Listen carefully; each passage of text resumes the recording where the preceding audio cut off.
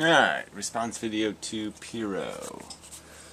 To inmendham, neither of us is glib. So, he's playing games, turning around the accusation, implying that somehow there's something glib in my responses to life and the issue of philosophy in general. And it's just so obviously bullshit, and it's just a game he's playing to evade the subject, which he just does throughout the whole video by talking about war and rape, as if these are the only things wrong with the formula that is human organisms. And it's just not the only thing wrong. Divorce, the horrors of alcoholism. I could go through just things in your own life that are probably had much more of a profound effect on your comfort and ease of living than war and rape. Not that they're not bad things, but frankly, they don't hit you where you live. They hit somebody else where they live. So anyway, just irritating. So let's, in overview, this is about, Piro just doesn't like the idea of dissing life, okay, because he's a life guy, he's a nature guy. He thinks Mother Nature is a real concept in a way, and he don't like people talking, about her whoring around and shit. It's a bad reputation thing. He doesn't want her, her integrity harmed. He wants to, he's defensive about nature. And most of this argument about with the whole human race is just about the bullshit part. People are indoctrinated into a way of thinking, and they are not able to escape that indoctrination. They're not able to clean themselves of the fungus, that's the roots have gone into their brain and create all kinds of weakness in their logic. So just becoming an atheist isn't enough. You have to pull the roots out all the way of all the crap that you've bought, the conventional, traditional notions of what it is to be breathing atmosphere on the surface of planet Earth. That it is made of this biosphere that is getting ground up every day in a silly contest for surviving, merely to replicate and create another victim to be ground up in the process. No real winners, just all kinds of different ways of losing, and losing really badly or getting away semi-unscathed. And these people, because of their in-the-box thinking, think that winning is not losing as much as the other guy. They think that's winning, and that's where it all breaks down logically, and that's why they have to resort to distraction and rationalization to evade the subject.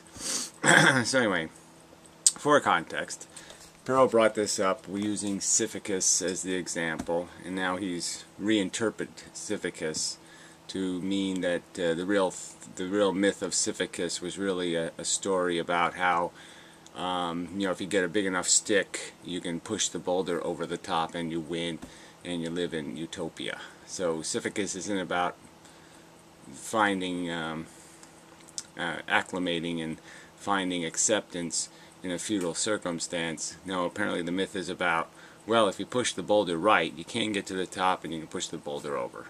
So again, he's just as he breaks every thought experiment everybody's ever presented him with. He's now broken Sisyphus, and he's using it as an example of how, well, if we push the boulder right, if we hit the right buttons on the boulder, we can create a utopia. And that's not Sisyphus. It's not a proper use of Sisyphus. It's just cheating all over the fucking place, and it's bullshit. So I call him on that and say that he's still not conceding the fundamental argument, which is that you're not going to be able to control this experiment, and it comes with, unlike the Sisyphus myth, there's more than just the struggle of your harm, the harm of your own struggle through life. The real game, the real question is the harm of the people you impose the consequences of that game you're playing on. So when the boulder rolls down, it may roll over somebody. If you've procreated, that's the consequence. You may create victims, and you can't just say, whoops, my bad. He wants to argue that the most important question to ask is to be or not to be. That's not the most important question. The most important question is to impose or not to impose. Will I create or not to create? This is the more important question. Whether Dr. Frankenstein kills himself or not is not a story. Whether he plays with the dead and forces them to live is the question. The big one. Big Frankenstein. Big.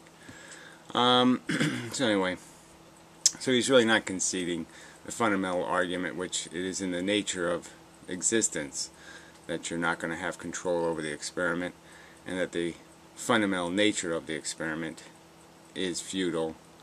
It's a consumption game, and consumption has to come with a price. There's no free lunch. You don't get to eat for free, and that is the problem here. And if you do it in some kind of perfect way to minimize the harm of the feeding, the hunger, there's just too little glory in that to justify the obscene inefficiency that's possible. The downside risk is infinite, it's almost, and it's just you can't justify exposing yourself to that level of catastrophe for a projected satisfaction, a projected necessity. There's no rational necessity for our existence. Therefore, you can't use a projected, I kind of feel it like it's good kind of argument to defend exposure to that risk, when the only evidence of the value is your own perception of a necessity. Again, I bring up the non-existent Martians, non-existent Venetians, and how they aren't fundamentally missed. Okay. So, and then he uses this argument of poor people, and somehow they're an example of the futility of my argument, in the sense that they will never be educatable, they'll never be able to have any other perspective, because it's born into them through the hardship of their life that they will desire it even more, because the harder you make their life, the more they're going to want to live, the more they're going to want to have kids. And that's what's not driving them. We know that in poor countries, people are more cynical and sadistic in their perspective, and that it's all based on very ignorant notions of hierarchy and entitlement, and it's all this ego bullshit, and even gross servitude, where people have children as if they're lottery tickets.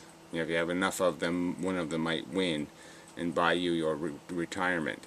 They have kids to work the farm. I mean, it's just it's overtly cruel and sadistic and selfish. And that, of course, in my opinion, is behavior that can be demonstrated to be wrong, and that behavior can be corrected easily with not much education. But obviously they're not getting much education, because people like Piro won't say anything to them. Anyway, so again, he keeps saying that it's futile to argue antinatalism. I have some timestamps, but I'll just go when I'm done doing my spiel. Maybe I'll randomly jump through pieces of this, but there's no real point.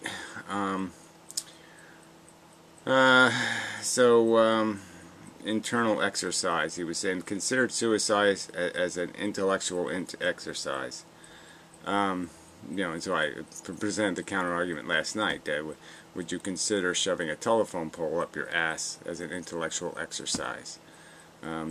People don't consider suicide as an intellectual exercise. They consider it because they have some doubts about the integrity of the game, because it does have these overt and loud missing bits, you know, these bad parts, and there's a real question in terms of how much risk you're exposing yourself to in existing, and how much pain you're willing to endure, and all those things are legitimate questions. So I'm not faulting you for deciding it's worth living. I'm just saying that to not concede that your initial evaluation was based on a genuine concern or doubt about the real integrity of the game is bullshit. So anyway, rationalizing control, I said, just, you know, he gets lucky, and he thinks he doesn't even account for that luck. So he thinks, if I get another chance to do the experiment, I know I could do it right this time. But frankly, the next time your daughter's going to have cancer, or she breaks her leg, or some other horror might happen. You know, she gets paralyzed. So I mean, you know, you might be able to press the right buttons in the next experiment that you didn't press this time, but there'll be new circumstances that you won't be lucky in. So your luck balance is going to be different, and so now you're going to have new hurdles to jump over or through, and you might just as easily get burned or knifed trying to get through those. So you're still not conceding the fundamental nature of the game, which is, you know, Paul Newman's kid commits suicide. I mean, there's no, you can't control this game. So anyway, it's a futile fight against change. Not exactly sure what I'm saying there, but yeah, I guess it has to do with his argument that we can just keep creating a cure. We can just keep curing the problems, and even if a new problem comes up, we just keep curing it. It's just a futility to that. Who wants to fight wars against parasites, or nature, or the environment, or human nature, or all this? What, you just completely raising your children to be warriors in some fight? And I've had this argument with him before, and his ideology that somehow my kids are going to fix the world or improve the world. It's so fundamentally and catastrophically broken.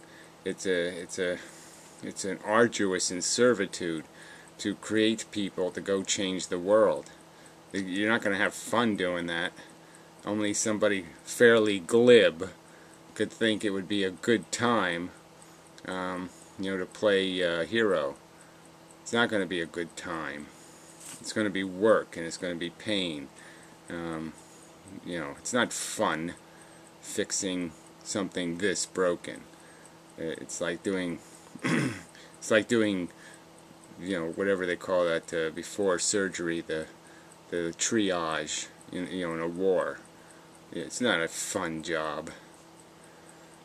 So anyway, so again, he keeps talking about his past thinking, and you know, he's just not recognizing that this isn't about what happened in the past. It's about what happens in the future. The future is the whole game, and you rationalizing your past decisions doesn't really have anything to do with the subject. Alright, not failed at everything. So again, he keeps talking as if, you know, well, if I just did this a little, tweaked it a little different, things would have worked out okay. And so, you know, I can win. And certainly other people, I'll give them their chance to play the game. I think they should have their fair chance to experiment. And so he'd even concede, I think, that he put more energy and more effort into it than the average person, and yet he'd give them the keys to the car. So it's like, what's the point of waxing the car and taking care of the car if you're going to give the keys to some asshole who doesn't care about the wax, it doesn't care about the interior, and it's just going to trash the thing? What logic is there in that? Why care about your car if you're going to give the keys to an asshole? I call that glib. Alright, activism. Haha. Yeah. Something he said, I laughed at the activism thing. Yeah, so I don't know exactly what it was, but yeah, it said something to do with it somewhere. I try to move along. It's going to take forever if I don't. Cannot fail. Yeah, well, so he keeps trying to downgrade antinatalism as a as an approach to the human race, as if it's somehow destined to failure or doomed. And it just doesn't work that way. It just requires you to do the simplest thing. Say, please stop. That doesn't take much effort at all. I would prefer that you not put children at jeopardy, period. These are not complex or hard things to say. And the power of them, once they've been said, is intrinsic. If you stop one individual from recklessly reproducing, it's a victory. If you stop 10, it's 10 times the victory. If you stop 100, it's 100 times the victory. There's no way you can't succeed in walking in that direction. And there's so little effort in saying the words, please stop, or saying the words, I've concluded I'm not competent to be a creator, so what makes you think you are? Or something like that. To demand from these people you're giving power to some description of how they're going to take care of the car, that they got this thing under control, that they have some control mechanism you didn't have. Not to demand that minimum is just a glib denial of the risk. Just a glib denial of the potential for harm. You would do it again, but it is alright. You wouldn't do it again, but it's alright for others to try to do it. So that's basically what he said. He said pretty clearly, based on what I've learned, yeah, I understand I don't have the power. I'm not a superhero. I'm not God, and I shouldn't be in the creation business. And yet he'll give the keys to people who have lesser skills, lesser passion, lesser integrity, lesser potential to do it right. And that makes no sense logically. If that's like saying I'm voluntarily choosing not to be a rapist, but if you want to rape, it's okay. I voluntarily choose not to start a war, but if you want to start one, it's okay. It's just, I voluntarily choose not to play with nuclear material in my backyard, but if you want to, it's okay. It's just nonsense. That's all that is.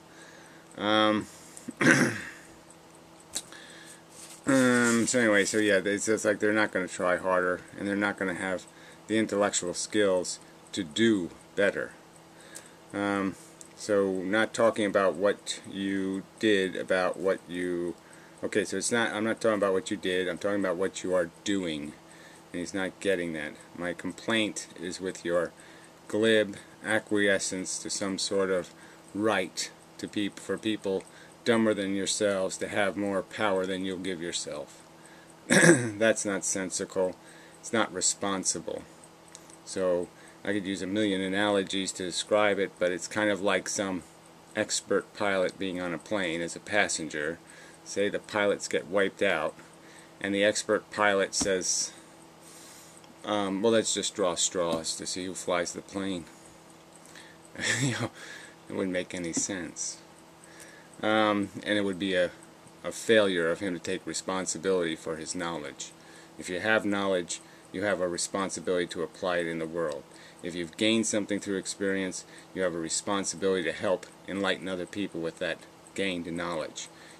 It's irresponsible for you to keep your mouth shut, for you to claim that somehow, I don't know it. You know it now. You know the danger. You know the heavy weight of the risk being played with. Edify people with that knowledge. Don't sit there and pretend you haven't learned anything. Or don't tell me you've learned something and then not apply the knowledge, because that's not consistent with somebody who has actually learned something. So, not calling it a mistake.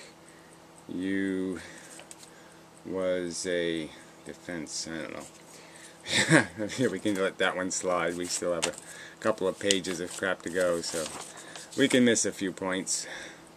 Personal delusion to conceive a child to your ambitions. Yeah, so I made this argument before, but isn't that what most people are doing? They're creating children based on their ambition, their need, their hunger, their desires, It's not about some sort of rational, it's not a rational act, it's not a reasoned act, it's not a thoughtful act, it's a personal and a selfish act, and people should have, intellectuals, sensible people, should have the balls to at least put it in that category, label it properly as selfish indulgence, and quit pretending it's something other than any other vice like alcoholism or smoking or this or that. It's a vice, procreation. It's not something to admire people for. It's not something to congratulate people for. It's something to point out that, well, aren't you the arrogant risk taker?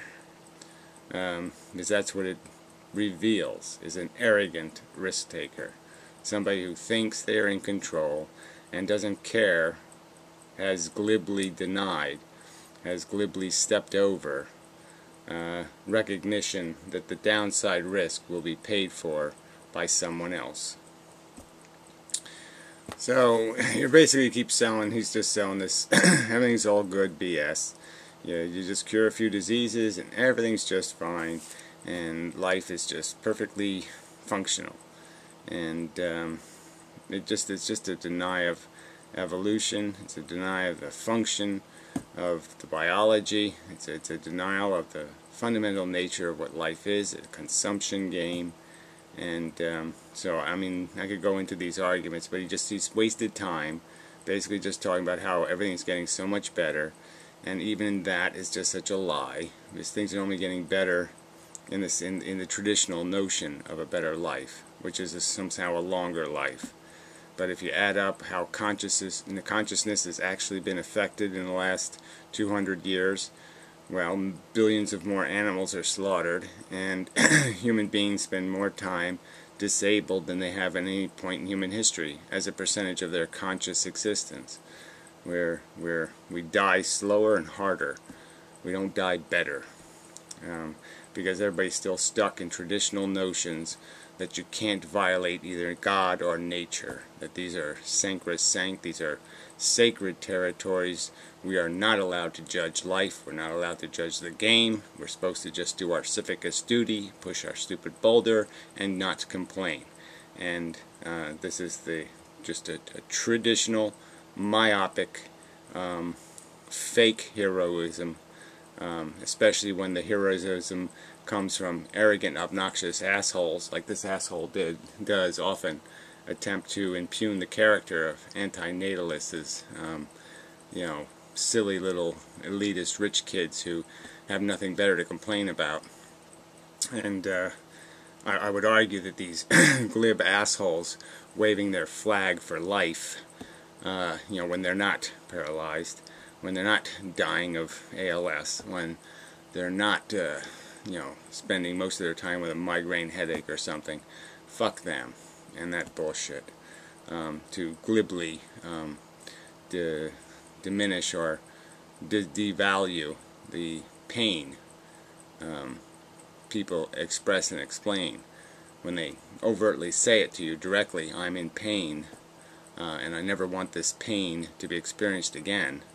And you glibly just step right over that and say, who cares? Not my problem. I'm busy having kids. I'm a baby maker.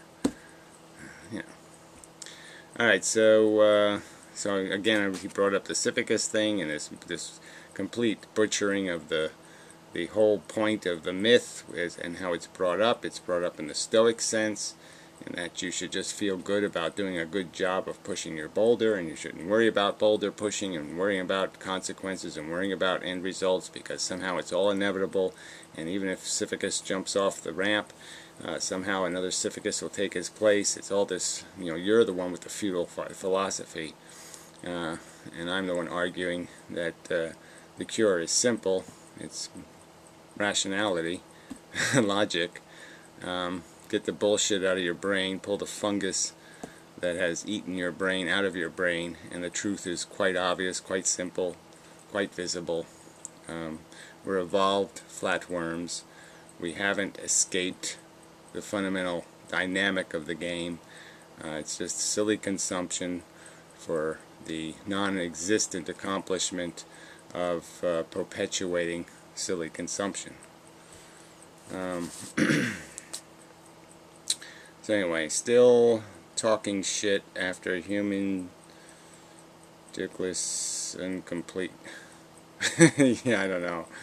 Whatever, but you're still talking shit, that's for sure. Vague values, well, I would defend that as that, yeah, you just keep talking about personal choices in an atmosphere where we have pretty much universal and absolute knowledge. So people don't really have a personal choice to think the world is flat and to walk their children off the edge of the planet, right? They don't have a personal choice to do that. You would stop them. There's lots of things you wouldn't let people do to their children because you know it's just plainly wrong. So that game is over. Personal choice has to be confined by knowledge of absolute stupidity. You know, so that's where it ends. When you've proven people stupid, wrong, stupid, ignorant, yeah, their choice goes away. Right to die. So he says, and then he uses the, oh, I know, you know, I support the right to die, which doesn't mean anything. Supporting a right to die when you're going to force somebody to be of some age of authority just means that you're going to enslave them for 15 years or 20 years before you're going to give them that right to die. And there's no immediate evidence that that right is anytime soon going to exist. So again, you're using the existence of a non-existent right to defend your right. You really can't do that. You have a responsibility to build the nest first. I've used this argument before, but you can't talk about how you're going to lay eggs in some kind of utopia when you haven't built the utopia. You got to show me the nest before you give me excuses for laying eggs. So until you build the right to die, until you build a rational civilization that cherishes the welfare of all human beings, till you build that world, a nest, you have no right to be laying eggs. Jeez, there's no counter argument. There's no glib bullshit that you can weave to explain why you have a right not to build the nest, or why you have a right to say, I'll lay the eggs first and force the chicks to build the nest. That's even a grosser escapism crap. Evasion of responsibility. So, yeah, deal with that argument, Mr. Glib. Anyway, human will reproduce. We're back to this, you know, the ignorant can't help themselves. And yeah, that's only if we don't help them think better. It's only if we keep supporting it. It's only if we keep waving flags as they're running their eggs across, rolling their eggs across the finish line. So as long as you keep waving a flag supporting that shit, they'll keep doing it. But if you start booing a little, you start throwing some tomatoes, maybe they'll get the idea that winning that contest isn't a demonstration of integrity or strength or beauty or logic or winning or anything, that it's being an asshole. Anyway, so he kept bringing up war and rape, and like I said, these are just evasions of the subject. It's just a way of, you can't win the argument, so you just change the subject. It's just a pointless distraction, as if I somehow support rape or war, which is a straw man in and of itself to make that implication. But certainly the fact that we haven't been able to stop something as simple as rape, that you have to train boys not to rape women. The fact that you even think we have to do that we'd have to train them not to do it, is already a concession to my point that this game is so broken, that this psychology is so fucking rotten at its core, it is so insectoid, that if you think you actually have to train somebody not to harm somebody else for completely a selfish indulgence, is, yeah, I win the argument on your concession, if that's what you're saying you have to do. If you have to train people not to rape, well, then you have nothing to argue in defense of. Alright, so he's basically making some kind of argument that somehow the ignorant can't be informed, and we know that that's the only reason why the poor are having kids is because they're ignorant, and he's basically arguing that somehow their ignorance is such a hard cement that you could never break through it. I think that's a lie, and I think you certainly can't break through it if you don't try. If you're not willing to even walk up to the cement and say, break, if that's too much work for you, just saying the word break, then yeah, you're not going to fix anything ever.